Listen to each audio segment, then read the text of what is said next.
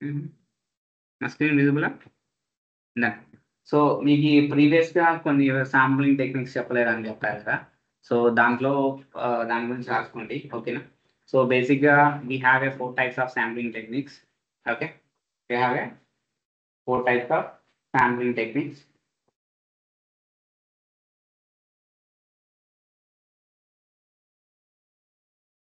Basically, we have a 4 types of sampling techniques.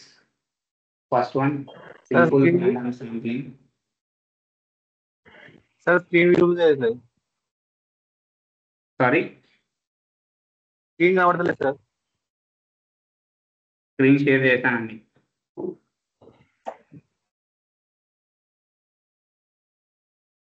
Screen షేర్లోనే ఉంది.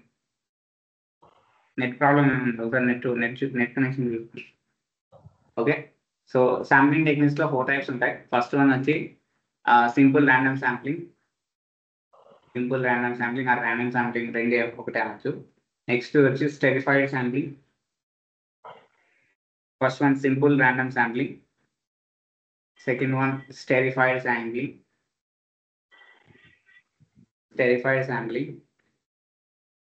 Third one system sampling.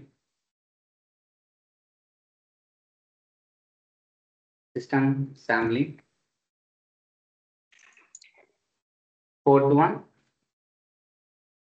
convenience sampling.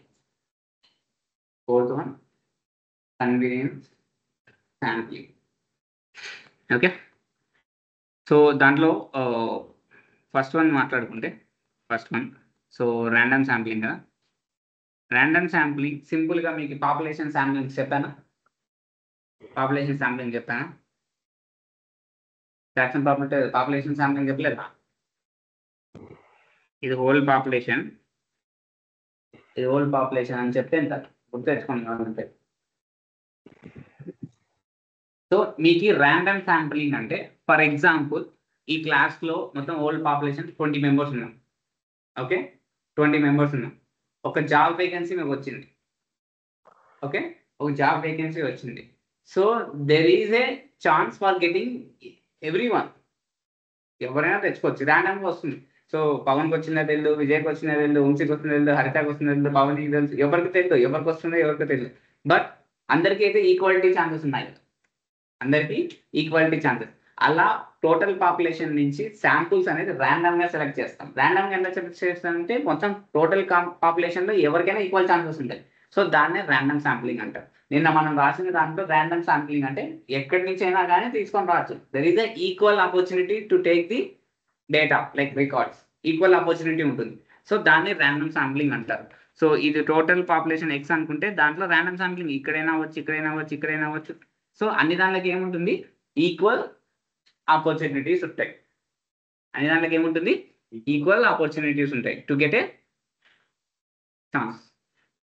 ఆ data తెచ్చుకోవడానికి equal opportunities ఉంటాయి. అదే నిన్న మనం యూజ్ చేసిన కోడ్లో random sampling equals to something రాసాం కదా అది. ఓకేనా, క్లియరా? ఇది ర్యాండమ్ శాంప్లింగ్. సో దీని తర్వాత మీకు నెక్స్ట్ ఏం చెప్పాను, స్టెరిఫైడ్. సో స్టెరిఫైడ్ శాంప్లింగ్ ఎలా అంటే సింప్లీ ఇవి స్ప్లిట్ చేసినా కూడా ఓవర్లాప్ అవ్వవు. ఓవర్లాప్ అంటే మిక్స్ అవ్వవు, మీనింగ్ మారిపోదు. ఓకేనా, చూడండి ఫర్ ఎగ్జాంపుల్ జెండర్లో ఎన్ని టైప్స్ ఉంటాయండి? 2 types, మేల్ ఫీమేల్. సో ఇవి స్ప్లిట్ చేస్తే ఏమన్నా ఓవర్లాప్ అవుతాయి? సో జియోగ్రఫీ తీసుకోండి. జియోగ్రఫీలో ఇండియా, యుఎస్, యూకే, ఓకే, ఇవేమన్నా సేమ్ అవుతాయా, ఓవర్లాప్ అవుతాయా? నాన్ ఓవర్లాపింగ్ గ్రూప్సే కదా. సో అలాంటి నాన్ ఓవర్లాపింగ్ గ్రూప్స్ని మనం ఏమంటామంటే స్టెరిఫైడ్ శాంప్లింగ్. స్ప్లిట్ చేసిన తర్వాత నాన్ ఓవర్లాపింగ్ గ్రూప్స్ని స్టెరిఫైడ్ శాంప్లింగ్ అంటారు. Okay, where the population n is split into non overlapping groups. Where the population పాపులేషనే కదా ఉంది, జెండర్ అనేది population. Where the population n is split into non overlapping groups.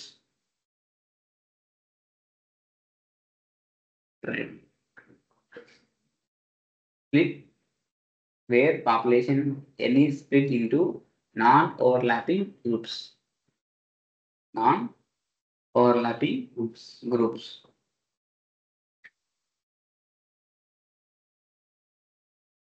Next, systematic. Systematic and same. So system sampling ante system sampling. So ikkada mana population ni questions chestam. We have a right to question the population. So ఎట్లా population చేస్తామంటే for example random sampling తీసుకున్నామా. So ఇదే class తీసుకుని 20 students job వచ్చే points ఉంటాయి. So ఆ job ఉండే అతను నీకు క్వశ్చన్ చేస్తాడు, నువ్వు ఎలిజిబుల్లా కాదా, నీ పర్సెంటేజ్ ఈ క్వశ్చన్స్ అన్నీ వస్తున్నాయి కదా. సో అది ఎవరు చేస్తారు, ఒక సిస్టమ్ ఉంటుంది చూడు, ఆ సిస్టమ్ అంతే. ఇక్కడ జాబ్ రోల్ అనేది సిస్టమే కదా, ఆ సిస్టమ్ క్యాండిడేట్ నీ క్వశ్చన్ చేస్తున్నాడు. ఎవరికి, పాపులేషన్కి. అర్థమవుతుందా? 20 మెంబర్స్ ఇస్ ద పాపులేషన్. ఆ జాబ్ లో ఉండే అతను నీకు క్వశ్చన్ చేస్తున్నాడు, నువ్వు సూటబుల్లా కాదా, నీ రోల్స్ అండ్ రెస్పాన్సిబిలిటీ, నీ ఈ క్వశ్చన్స్ అన్ని వస్తాయి కదా, అది సిస్టమ్ శాంప్లింగ్ అంటారు. దాన్ని ఏమంటారు, సిస్టమ్ శాంప్లింగ్. దీని ఫార్ములాస్ ఏముండదు, ఎక్స్ప్లెనేషన్స్, జస్ట్ సిస్టమ్ శాంప్లింగ్ అంటే questioning. It is a rule to ask the questions for population.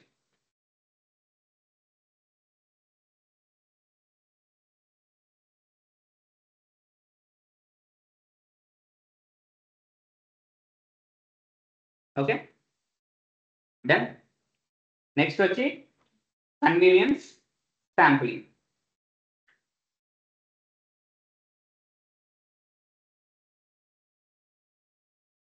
Convenience sampling. So ఈ కన్వీనియన్స్ శాంప్లింగ్ ఎవరు డిసైడ్ చేస్తారంటే ఎక్స్పర్ట్స్, డొమైన్ ఎక్స్పర్ట్స్ డిసైడ్ చేస్తారు. సో పర్టికులర్గా ఇదే వాల్యూని తీసుకోవాలి అనేలా చెప్తారు. ఓకేనా. Selecting the experts are interest like శాంపుల్స్ని, పాపులేషన్లో ఉన్న శాంపుల్స్. ఫర్ ఎగ్జాంపుల్ మీకు ఈ ఆల్ఫా వాల్యూ 0.05 అని చెప్పాను, గుర్తుందా? అది నువ్వు తీసుకున్నావా, ఎవరు తీసుకున్నారు? ఎక్స్పర్ట్స్. వాళ్ళు చెప్పిన ప్రకారం మనం వెళ్తున్నాం. ఇప్పుడు కరోనా ఉంది, 100,000 మెంబర్స్ ప్రాబ్లం ఉంది. సో నీకు ఎగ్జాక్ట్గా డేటా ఎవరు ప్రొవైడ్ చేశారు? నువ్వేమైనా సెర్చ్ చేసావా? ఎక్స్పర్ట్స్. అంటే పర్టికులర్ ఫీల్డ్స్, పర్టికులర్ థింగ్స్లో ఎక్స్పర్ట్స్ డిఫైన్ చేస్తారు అనమాట. అలాంటి డేటాని ఏమంటామంటే కన్వీనియన్స్ శాంప్లింగ్. అలాంటి డేటాని ఏమంటాం? Convenience sampling. ఇది sampling technique. Random sampling, stratified sampling, system sampling, convenience sampling. ఓకేనా. దీంట్లో main important random sampling and stratified sampling. Clear? Okay. So అది థింగ్స్.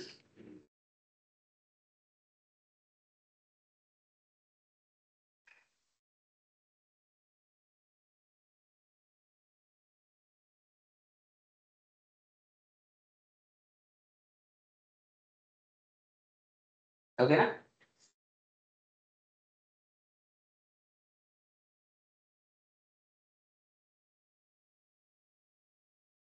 అది convenience, stratified, random sampling.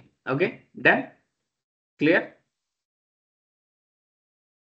అల్గడం stick చేద్దామా? ఇంకేమైనా మిస్ అయినా చెప్పండి, చెప్తా.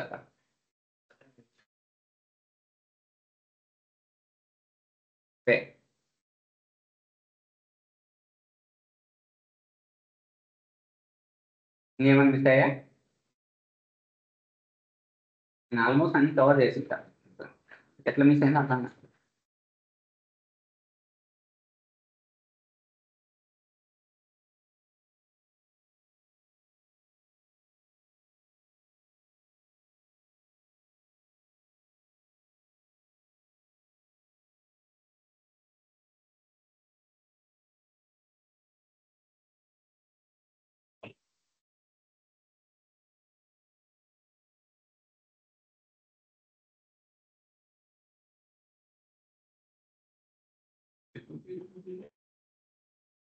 చూసుకోండి, ఇప్పుడే ఏమైనా మిస్ అయిందంటే ఇప్పుడే చెప్తా, లేదంటే మీ ఛానల్ స్టార్ట్ చేస్తాను.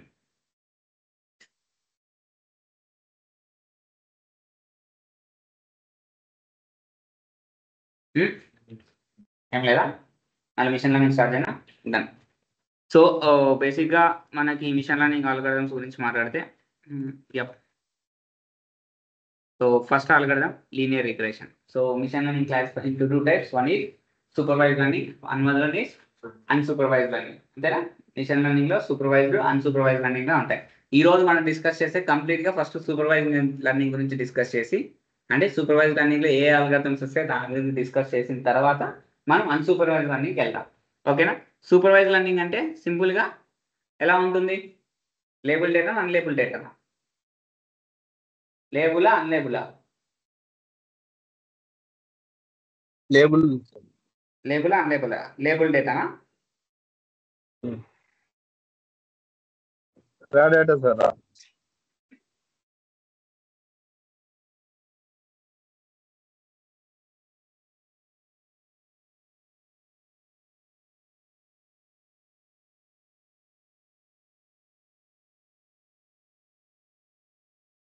So label data supervise learning label data మీద పనిచేస్తుంది.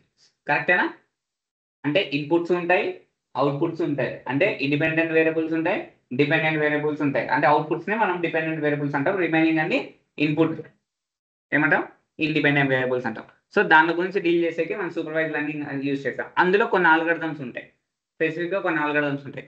Linear regression, logistic regression, decision tree, random forest, XGBoost, ఇలాంటి కొన్ని చాలా ఆల్గరిథమ్స్ వస్తాయి. అవి ఇన్ డెప్త్కి వెళ్ళినప్పుడు ఒక ఆల్గరిథం డిస్కస్ చేద్దాం. ఓకేనా? సో ఈ రోజు ఫస్ట్ గా మనం డిస్కస్ చేసే ఆల్గరిథం ఏది? Linear regression. Linear regression. So linear regression. So linear regression is used to identify the linear relation between the variables. అంటే ఇండిపెండెంట్ వేరియబుల్ కి డిపెండెంట్ వేరియబుల్ కి మధ్య లీనియర్ రిలేషన్షిప్ ని ఐడెంటిఫై చేయడానికి మాత్రమే we use this linear regression. So ఆ identify చేస్తారు కదా లీనియర్ లైన్, దాన్ని y equals to mx plus c అంటారు. ఏమంటారు? y equals to mx plus c అంటారు. ఈ లైన్ ఉందా? ఈ లైన్ ఏమంటారు? రిగ్రెషన్ లైన్ అంటారు. లైన్ ఆఫ్ రిగ్రెషన్ ఉందా? దాని ఒక ఫార్ములా ఏముంటుందంటే y equals to mx plus c. Okay, y equals to mx plus c. ఇక్కడ m అంటే ఏమి, సి అంటే ఏమి? ఏమిటంటే విన్నారా? ఇది ఎక్కడ విన్నట్లున్నాయా? y m అంటే ఏమి, సి అంటే ఏమి? ఇది ఇన్లేదా? ఇంటర్లో కాదు, 10th నుంచి వస్తాను కదా. What is the meaning of y? What is the meaning? Sorry, what is the meaning of m? What is the meaning of c? చెప్పండి. కాన్స్టెంట్. ఇంకా what is the meaning of m? What is the meaning of c?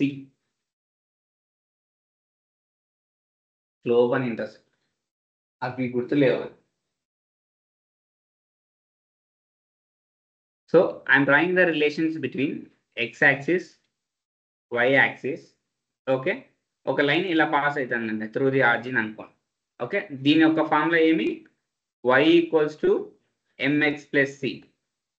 ఇప్పుడు నేను చెప్తున్నది simple linear regression. ఓకేనా? y equals to mx plus c. ఈ m అంటే slope, m slope, c అంటే intersection అనొచ్చు, ఇంటర్సెప్ట్ అనొచ్చు, ఇంకొకటి ఉంది, కోఆర్డినేట్, అది కూడా అనొచ్చు. Intercept, intercept. ఓకేనా? లైక్ ఏ కాన్స్టెంట్, నువ్వు చెప్పిన ప్రకారం కూడా కాన్స్టెంట్ కూడా అనొచ్చు. ఓకే, ఇది ఇప్పుడు ఇక్కడ 0, 1, 2, 3, 4, 5 ఇవి ఏమంటాయి? X axis value. సేమ్ అలానే 1, 2 మీకు అర్థమయ్యేలాగా నేను చిన్న చిన్న డేటా వేసుకొని చెప్తున్నా. ఓకే, ఈ x values, y values just ఇప్పుడు ఫర్ ఎగ్జాంపుల్ ఇలా నేను ట్రయల్ వేస్తే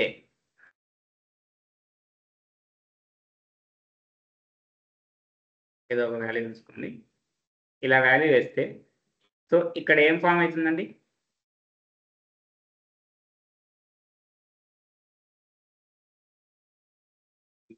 ఏం యాంగిల్ అది? రైట్ యాంగిల్ అవుతుంది. కరెక్టా? రైట్ యాంగిలే కదా. సో దాన్ని కొంచెం ఎక్స్టెండ్ చేయనా బయటికి, ఇట్లైనా ఉండేది. దీన్ని ఏమంటారు? స్లోప్. ఏమంటారు? అదేం వాల్యూ? ఎం. ఓకే, ఈ పాయింట్ ఎక్కడైతే టచ్ అయిందో దాన్ని సి ఇంటర్సెప్ట్ అంటారు. దాన్ని ఏమంటారు? సి ఇంటర్సెప్ట్ అంటారు. క్లియరా? ఇప్పుడు స్లోప్ ఎంత ఉంది ఇక్కడ? ఓన్లీ 1 కదా, డిఫరెన్స్ ఎంత ఉంది? 1. ఇంటర్సెప్ట్ ఎంత ఉంది? 0. అర్థమవుతుందా? y = mx ప్లస్ సిలో స్లోప్ వాల్యూ ఎంత? 1. సి వాల్యూ ఎంత? 0. కొంచెం అర్థమైందా ప్రాసెస్?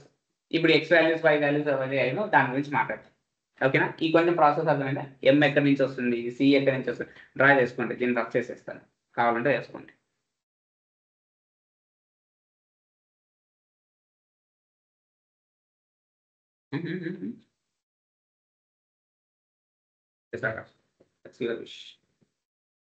మీరు రాసుకునే వాళ్ళు ఎవరైనా ఉంటే రాసుకోండి.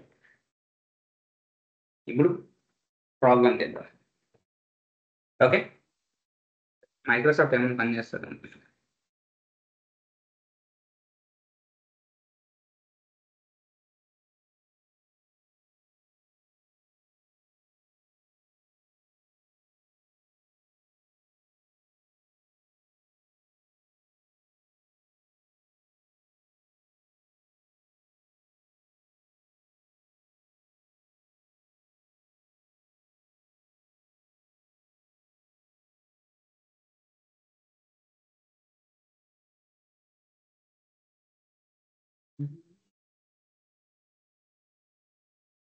ఓకే, అది క్లియరా?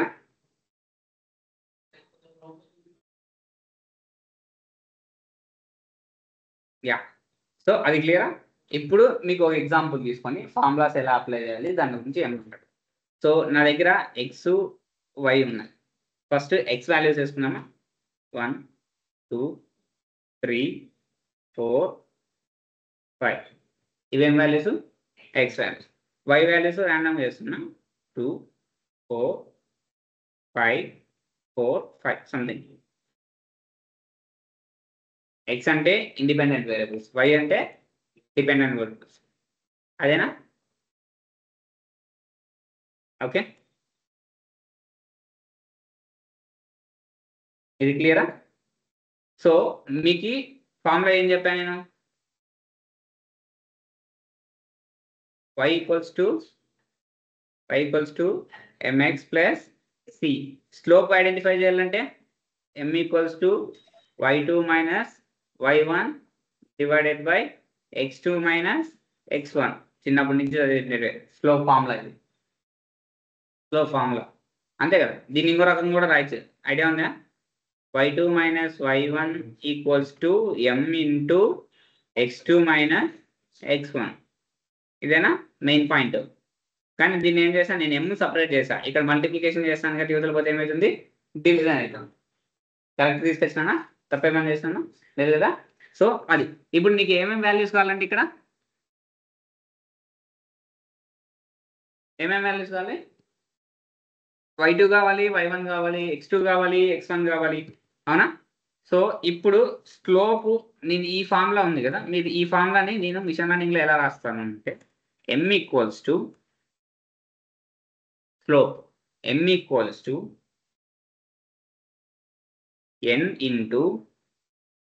n into summation of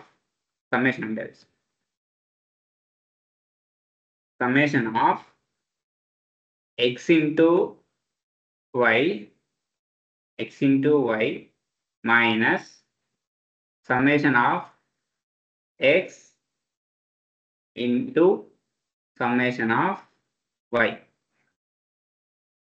okay, divided by n into summation of x² minus summation of x². ఇది నా ఫార్ములా. ఏం ఫార్ములా? స్లోప్. నేను మామూలుగా మల్టీ వేరియబుల్స్ వాడినప్పుడు ఇది slope formula. n into summation of x into y minus summation of x plus into summation of y divided by n into summation of x² minus summation of x² అంతేనా? ఈ 2 terms difference n into summation of x square minus summation of x square. Summation of x square minus summation of x square. Okay, ఇలాగైనా రాయొచ్చు. లేదు sir నాకు కొంచెం confusion ఉంది, నేను చిన్న ఎక్స్ట్రా లైక్ తగ్గించుకో అంటే main form.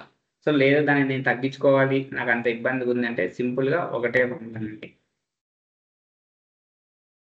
m equals to summation of x minus x square into y minus y bar 4 divided by summation of x minus x bar whole square. అంతేనా? పైన దానికి కింద దానికి ఏమైనా డిఫరెన్స్ కనిపిస్తుందా?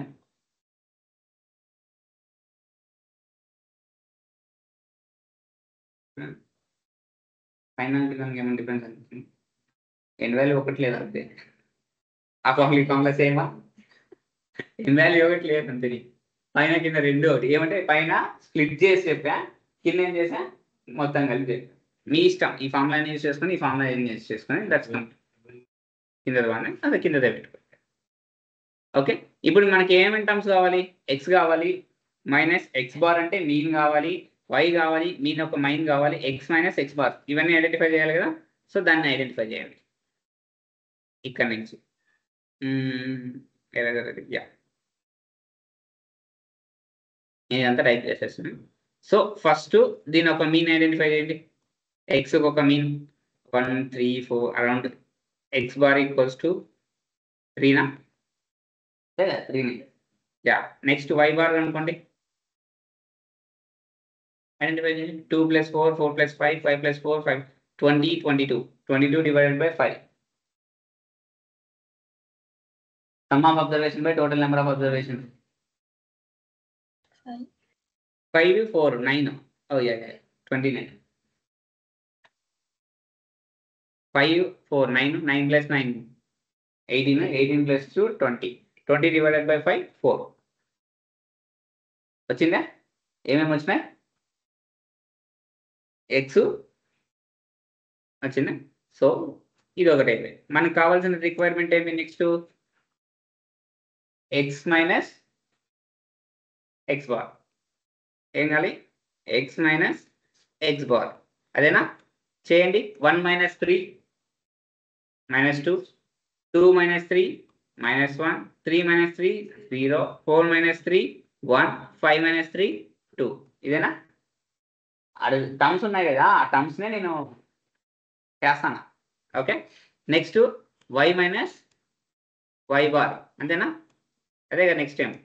2 - 4 -2 4 - 4 0 5 - 4 1 4 - 4 0 5 - 4 1. అవేనా? దీని తర్వాత ఇంకొకటి ఏముంది? సమ్మేషన్ ఆఫ్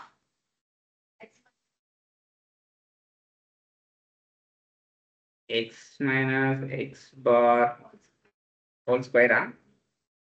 అంతేనా? స్క్వేరేనా?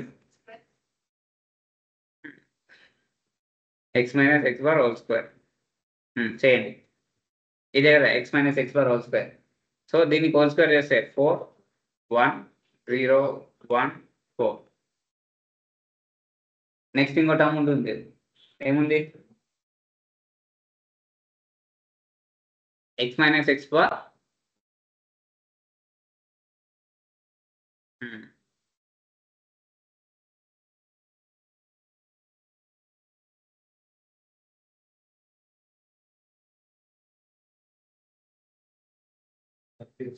X minus x bar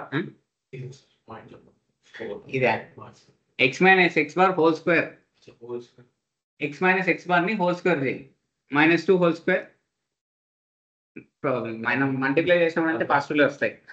so next వచ్చి దాంట్లో మీకు summation of x minus x bar into x minus y bar ఉంది.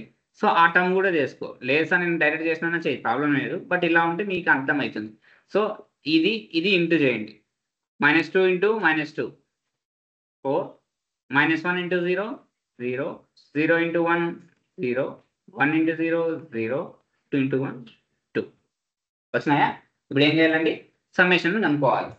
Summation first x minus x bar summation అనుకుందామా? యాడ్ చేయండి. ఎంత ఉంది? సమ్మేషన్ అంటే యాడే కదా. సో -2 -3 అంటే 0. నెక్స్ట్ సమ్మేషన్ ఆఫ్ y ఇది 2 to 0. Next 4 1. Summation of x square అంటే 4 10.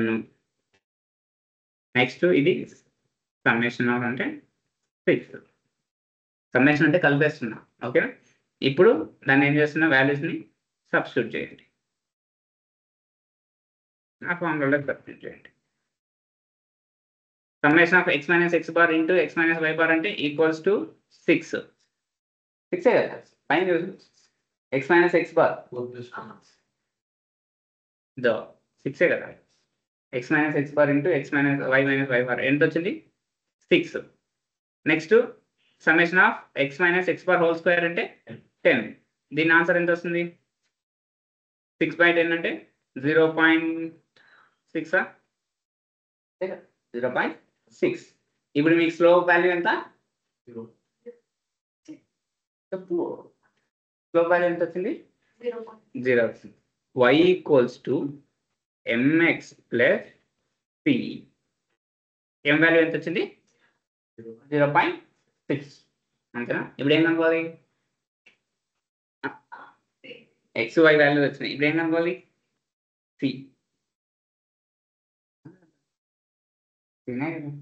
సి కనుక్కోవాలంటే ఫార్ములా ఉంది కదా, రాసుకుందాం.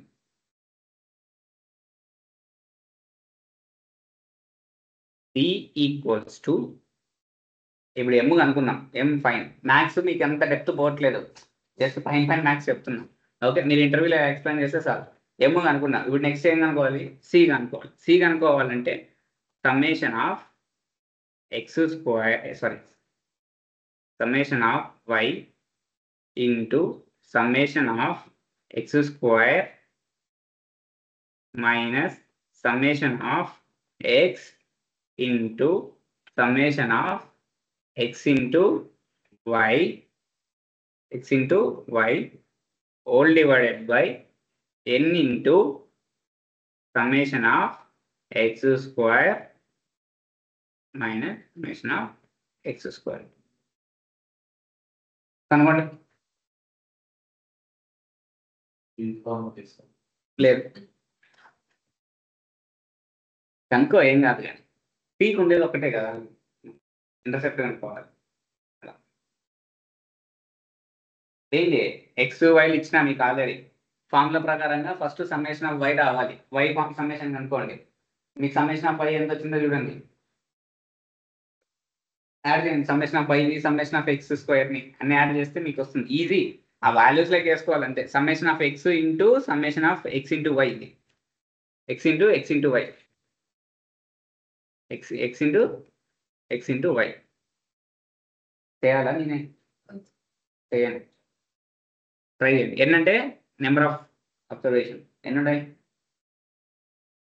5 ఉంటాయి చూడండి.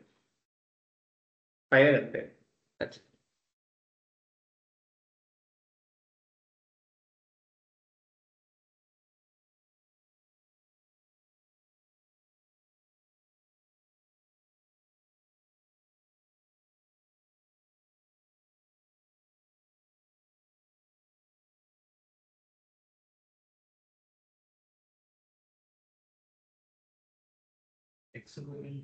కౌంట్ చేయగా వచ్చిన కౌంట్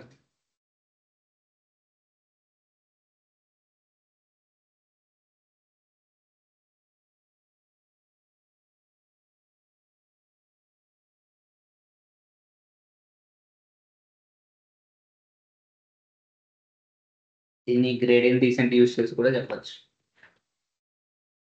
అంత దూరం పోతే మీరు టెన్షన్ పడతారని. అర్థమైందా? అర్థం కదా చేసేది అది? అర్థమైందా? Summation of y into summation of x square minus summation of x into summation of x into y. ఓకేనా? Divided by n into summation of x square or into ఒక terms minus summation of x square అది ఒక term.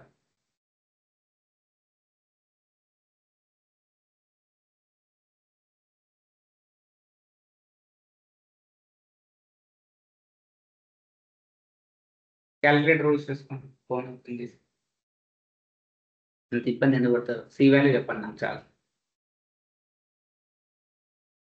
మీకు slope వచ్చింది, ఇంకా C value వస్తే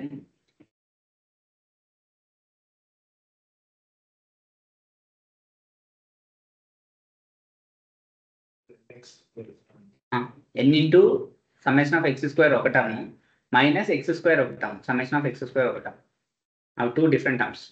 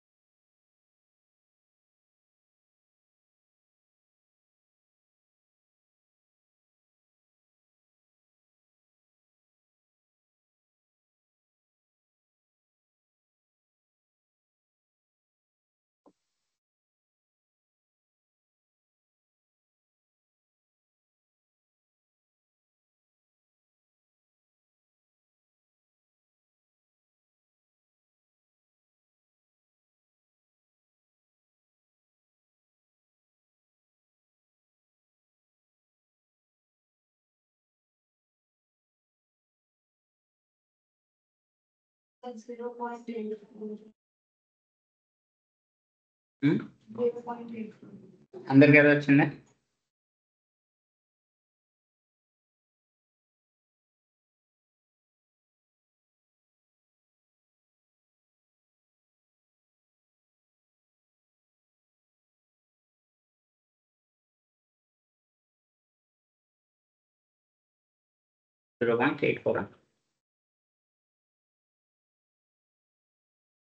so ఇది మన లైన్ అనుకుంటే 0.0123123 అంటే 0.84 అంటే ఈ point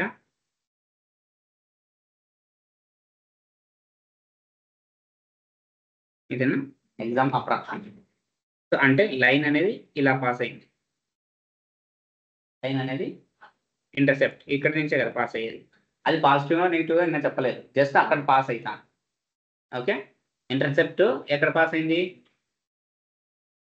0.8. Then clear y equals to mx plus c.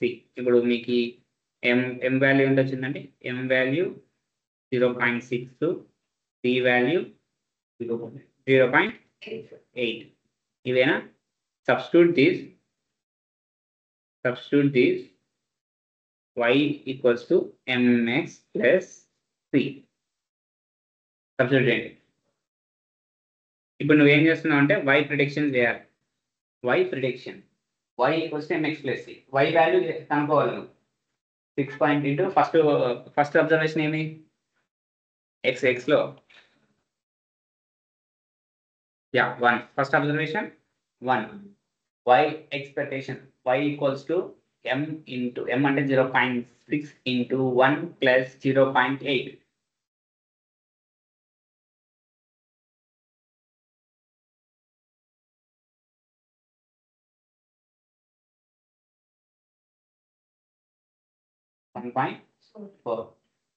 అలా. సో ఇప్పుడు 2 చేయి. 2, 3, 4, 5 అంటే ఆల్గరిథం ఇంటర్నల్ ఎలా క్యాలిక్యులేట్ చేస్తుందో మీకు మాన్యువల్గా చేస్తున్నాను. వేర్ x ఈక్వల్స్ టు 2 అని పెట్టుకుంటే 0.5 into 2 plus 0.8. 1.2 into 1.2 plus 0.8. 2.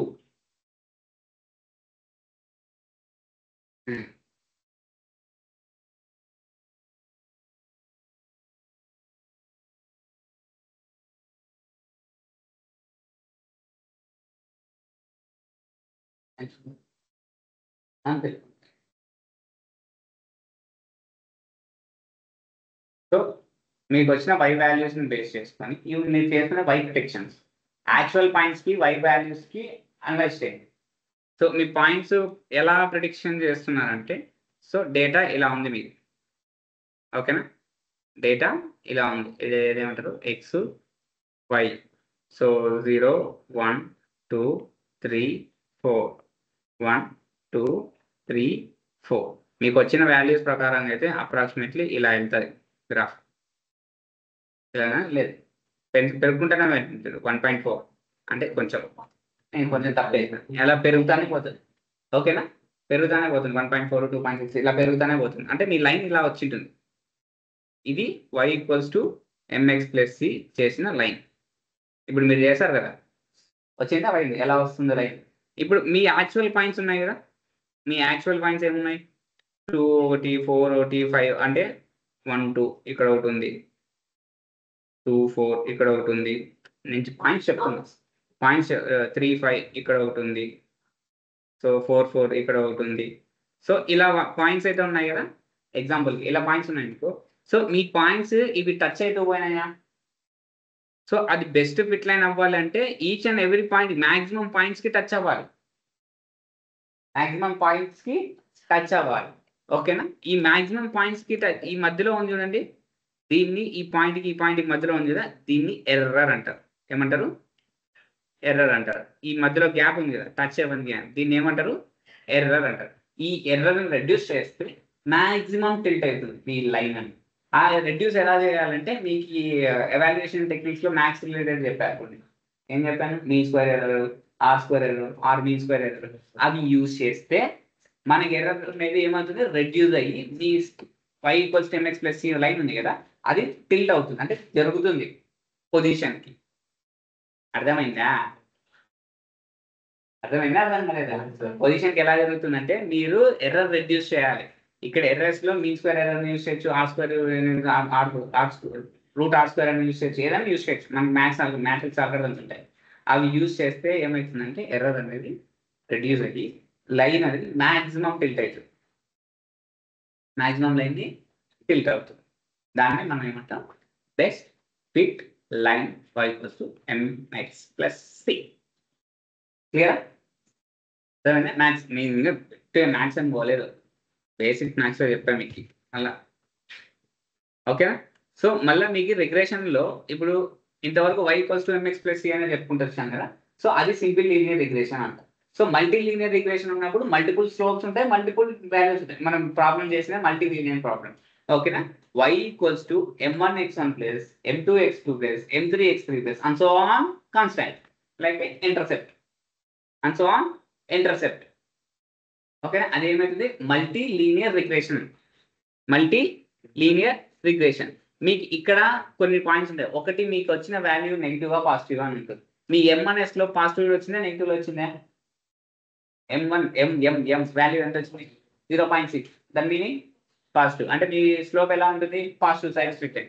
అదే వాల్యూ మీకు m అనేది నెగిటివ్ ఇంటర్సెప్ట్ వాల్యూ స్లోప్